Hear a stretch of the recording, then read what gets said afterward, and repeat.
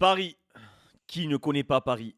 Cette ville visitée chaque année par le monde entier. Paris, connu pour sa tour Eiffel, l'Arc de Triomphe, ses Champs-Élysées. Paris, capitale des artistes en tout genre. Paris, capitale de l'amour. Et lorsque Paris revêtit son habit de lumière, Paris devient une étoile.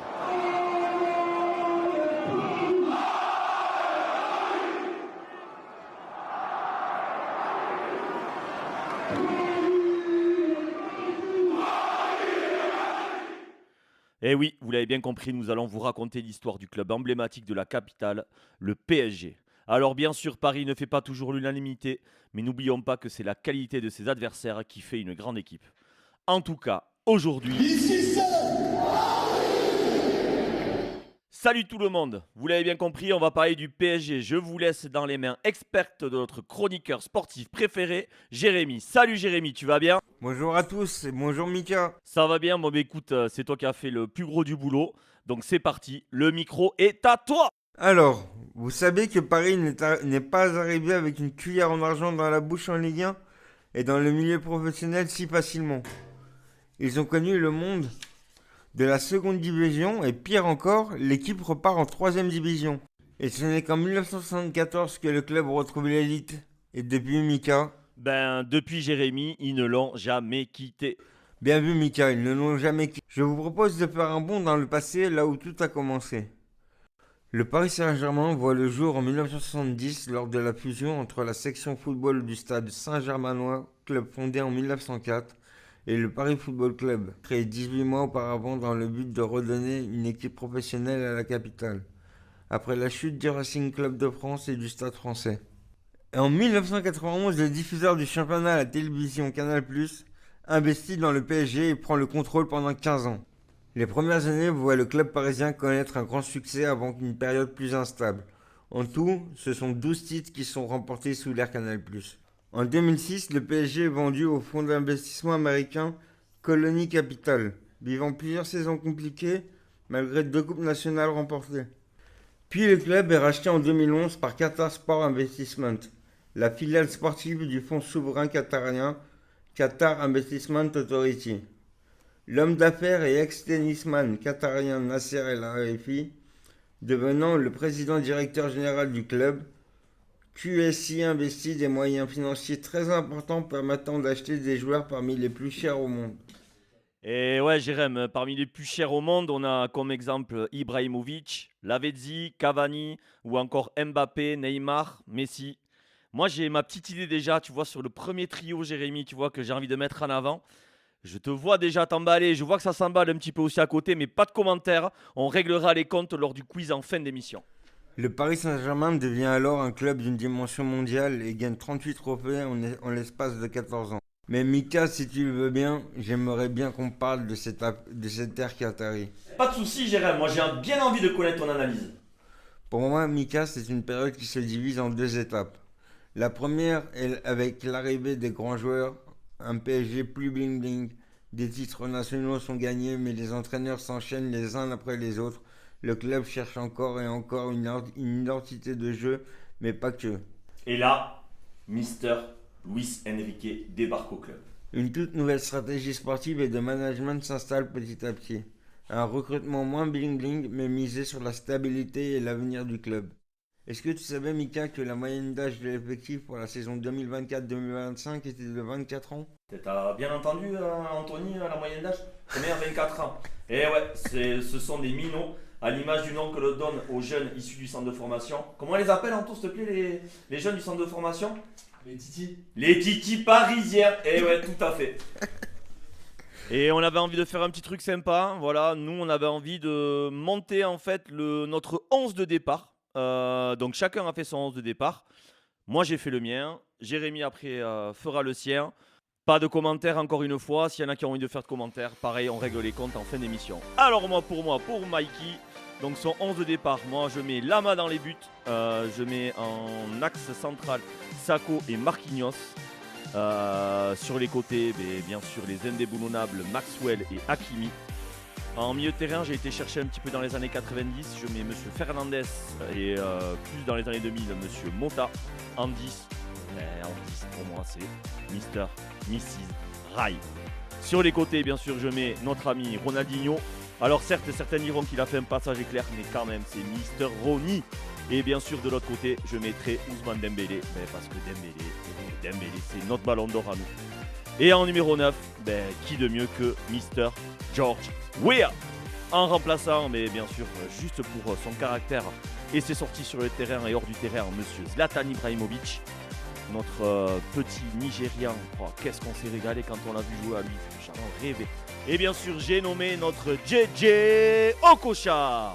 Et pour finir, le beau gosse, les cheveux longs, cheveux dans le vent, notre ami David Ginola. Voilà, c'est tout pour moi. Moi, c'était mon 11 de départ. À toi, Jérémy, toi, c'est quoi ton 11 de départ? Ah bah j'ai commencé par un goal qui est resté pendant plusieurs années, qui a été vraiment magnifique, qui nous a sorti du pétrin plus d'une fois. J'ai nommé Monsieur Sirigu. Défenseurs centraux, j'ai pas été très loin, j'ai mis la doublette brésilienne, Silva Marquinhos. Latéraux, j'ai mis Hakimi et Alves. Parce que quand même ces joueurs Dani Alves et Hakimi sont des buteurs malgré leur poste et on peut compter sur eux pour l'attaque. Milieu défensif, Verratti, Matuidi. Avec ces ratisseurs de ballon, on pouvait que aller vers l'avant. Milieu offensif, Ronaldinho, pour ses gestes techniques, toute sa beauté, sa classe à voir jouer. Avançant, j'ai préféré mettre Cavani que Mbappé, parce que Mbappé, je l'ai mis sur le côté, ainsi que Dembélé. Et les remplaçants, qui c'est que t'as mis comme remplaçant, Jérémy? Alors en remplaçant, j'ai mis Weah, Mboma et Rai. Et je pense que tu as été toi encore plus loin que moi, je crois que tu as même été jusqu'à mettre l'entraîneur. Ouais, et j'ai nommé Monsieur Ancelotti. Ah, Carlo Ancelotti. Bon, et Jérém, parlons maintenant des résultats sur les 10 dernières années, parce que chez le PSG, on n'a pas besoin de remonter 20 ans en arrière pour aller chercher un trophée. J'ai nommé les Marseillais. La plus belle, quand même, c'est laquelle? C'est la coupe aux grandes oreilles. Allez, je te laisse dire le palmarès. Et oui, en 2024-2025, nous avons réussi à soulever cette coupe qui nous manquait tant. Après, on a eu une super coupe de l'UEFA aussi en 2025, une coupe de l'UEFA en 96, 13 Ligue 1 depuis les années 2000, 16 coupes de France, 9 coupes de la Ligue, 13 trophées des champions et une Ligue 2. On va parler, bien sûr, de ce parcours complètement fou de la Ligue des Champions 2024-2025. Pour cette nouvelle édition de la Ligue des Champions, le format est revisité. 36 équipes vont s'affronter dans un mini-championnat avec 8 rencontres par équipe, 4 à domicile et 4 à l'extérieur. Les 8 premiers sont qualifiés directement pour les huitièmes de finale. Pour les équipes classées entre la 9e et la 24e place, elles se retrouvent en barrage et en match aller-retour. Pour ceux qui terminent après la 24e place, dommage pour eux, c'est retour à la maison et on annule la TV pour regarder les copains jouer. Ça me fait penser cette année, Jérémy, c'est qui les copains, je crois, qui vont être sur le fauteuil à regarder la télé? Anthony, t'as peut-être une réponse aussi? Non, pas de réponse. Apparemment, on va régler les comptes à la fin de l'émission. Juste pour info, ce sont bien les Marseillais qui squatteront le canapé pour cette nouvelle édition. Mais revenons quand même au PSG, s'il te plaît. On va vous ouvrir les festivités avec le match contre Manchester City qui pour nous est THE match référence. Le match déclic du PSG version 2024-2025. Après avoir été mené 2-0, le PSG remporte le match 4-2. Le PSG renverse le Parc des Princes, éteint tous les journalistes sportifs et tous les supporters marseillais. Le PSG prend la 15e place de la saison régulière et se qualifie pour les barrages. Les Parisiens tombent sur Brest avec 2 victoires à la clé, dont un 7-0 lors du match retour au Parc. Ouais, les malheureux, putain, une mauvaise pioche, Jérémy. Je me rappelle une interview d'un joueur de Brest à la mi-temps de ce fameux match. Il fallait en plus qu'on tombe sur ce PSG pendant la Ligue des Champions. Et oui, Mika, je te propose un petit repas en partant de la fin. Un petit repas en partant de la fin. Oh là là là là, je salive, mon cher Jérémy. Après avoir englouti notre dessert, le Paris-Brest, passons au plat de résistance. Et ce qu'on aime, c'est la viande, la bonne graille. À nous les roast beef anglais, il y en a pour tout le monde. Liverpool, Aston Villa et pour finir Arsenal. D'ailleurs, pour le dernier, ils avaient laissé leur Arsenal dans le vestiaire. Oh, elle est bien celle-là, Jérémy. Je la garde celle-là, je la garde. Et pour finir en entrée, que de mieux que les tomates mozzarella avec un soupçon d'huile d'olive. Miam, j'en salive déjà. J'ai nommé l'Inter Milan. Et quelle finale, 5-0, une démonstration. Il n'y avait vraiment qu'une seule équipe ce soir-là sur le terrain, et c'était bien le PSG. Paris, ville de lumière, et maintenant le PSG décroche sa première étoile, l'histoire est déjà écrite. Et pour finir sur le PSG cette saison 2024-2025, on va bien sûr parler de cette finale intercontinentale.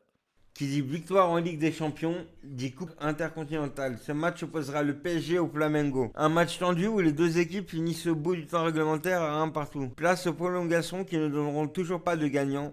Les tirs au but vont devoir désigner le champion des champions. Donnarumma n'est plus, mais le PSG a trouvé son nouveau sauveur. Il porte le nom de Savonov. Paris soulève une nouvelle coupe et obtient le 6e titre de la saison. Quelle saison mémorable. Eh oui Jérémy, quelle saison mémorable. Allez, ça y est, on y est. Vous l'avez tant attendu, c'est le moment du quiz.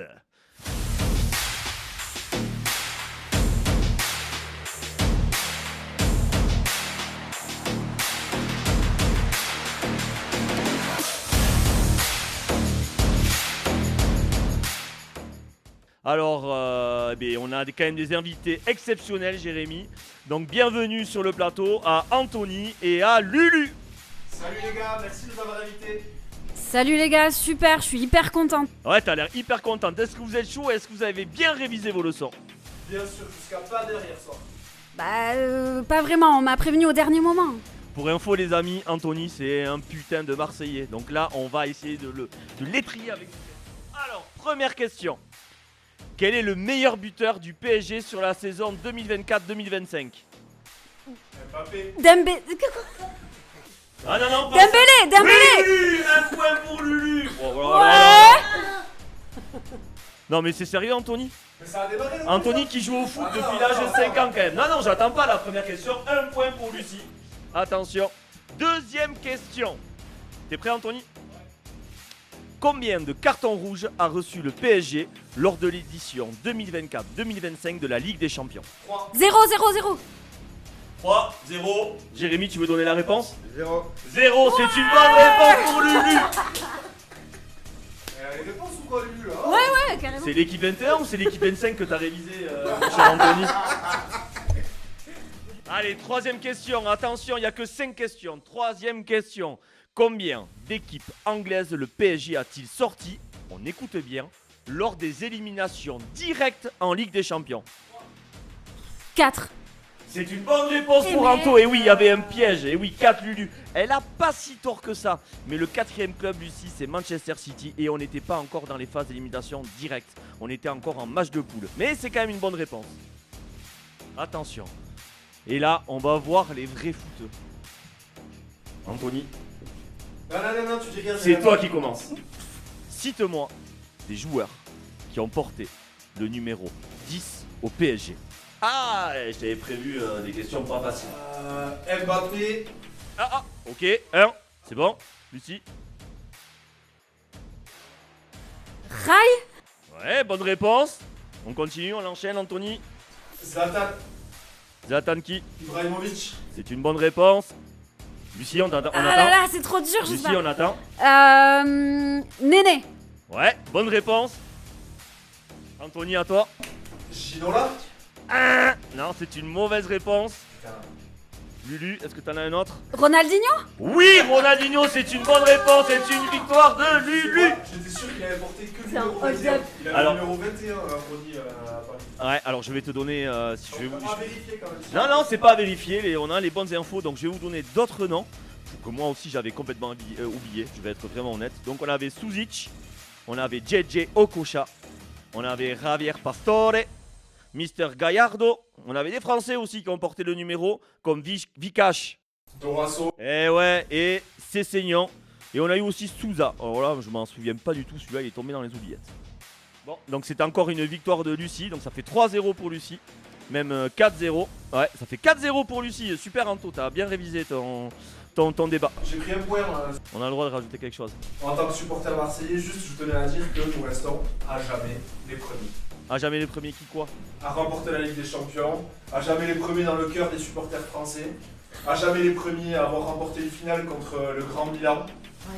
C'est suffisant ou pas? C'est pas mal, mais bon, c'est vrai que là, c'était très. Tu vas quand même la chercher très loin. Quelle année, mon cher Anthony? 93. Ah, 93, nous sommes en. Nous sommes en 2026. En 2026, et depuis, il y a les voitures électriques qui existent, mon cher Anthony. Donc, on en restera là. Est-ce que tu Merci. veux Non, pas- non, est-ce que tu veux le pas- débat est clos, le débat est terminé. J'ai Maître Crolance qui m'a dit que le temps était écoulé. Je vous remercie en tout cas d'être venu sur le plateau. Merci, Et je les vous gars. dis à la prochaine.